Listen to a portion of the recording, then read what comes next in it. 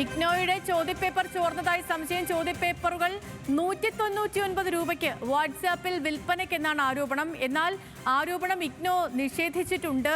ചോദ്യപേപ്പർ ചോരുന്നത് തടയാൻ നടപടികൾ സ്വീകരിക്കാൻ റീജിയണൽ കേന്ദ്രങ്ങൾക്ക് നിർദ്ദേശവും നൽകി. ശരത്ലാൽ വാർത്തയുടെ വിശദാംശങ്ങളുമായിട്ടുണ്ട്. ശരത്ലാൽ.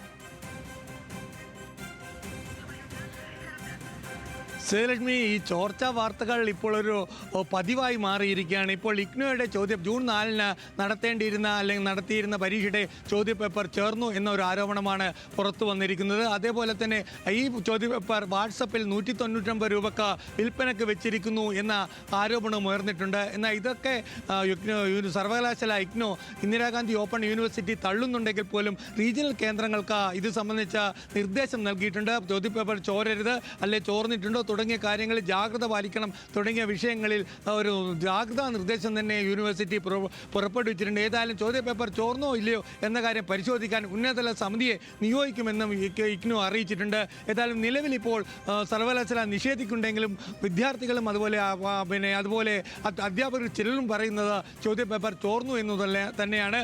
NSA അതേപോലെ തന്നെ ASF ഇത് സംബന്ധിച്ച പരാതി ഇഗ്നോ VC-ക്ക് നൽകിയിട്ടുമുണ്ട്.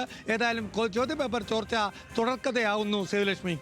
ഓക്കെ, ശരി. പറഞ്ഞപ്പോൾ തന്നെ ഇപ്പോൾ ഏത് പരീക്ഷ വന്നാലും ചോർച്ച വാർത്തകൾ മാത്രമേ കേൾക്കാനുള്ളൂ.